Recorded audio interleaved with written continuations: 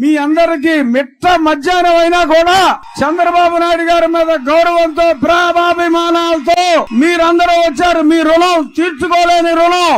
నేను చంద్రబాబు నాయుడు గారితో కారులో వచ్చేటప్పుడు గత 15-20 రోజులుగా ప్రతి గ్రామంలో నేను తాగునీరు గురించి విద్యాసరం నుంచి నీరు తీసుకొస్తామని మీకు ఏదైతే చెప్పానో అదే మాట పెద్దలకి చెప్పా. తప్పకుండా యుద్ధ ప్రాతిపదికన అది చేద్దామమ్మా. ఆక్వా ఇండస్ట్రీకి మనం టోటల్ గా అండదండలుగా ఉండాలి. ఈ జగన్మోహన్ రెడ్డి ప్రభుత్వంలో అస్తవ్యస్తం అయింది ఆక్వా పరిశ్రమ, దాన్ని వృద్ధి చేద్దామని చెప్పారు. అలాగే మన డ్రైనేజ్ సమస్యలే కాకుండా నిన్న నేను ఆక్వీడ్లో తిరిగా, అధ్వానంగా ఉంది. అది మున్సిపాలిటీ అంటే ఎవడో నమ్మడు.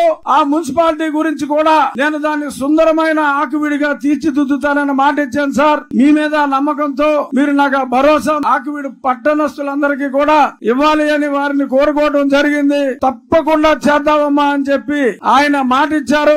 స్కీములు మేనిఫెస్టోలన్నీ ఆయనే చెప్తారు. నేను చెప్పేది ఒకటే, మీ భూమి ఒరిజినల్స్ కావాలి అంటే బాబు గారు ఓటేయండి. పనికిరాని జెరాక్స్ కావాలి అంటే పిచ్చోడు ఓటేయండి.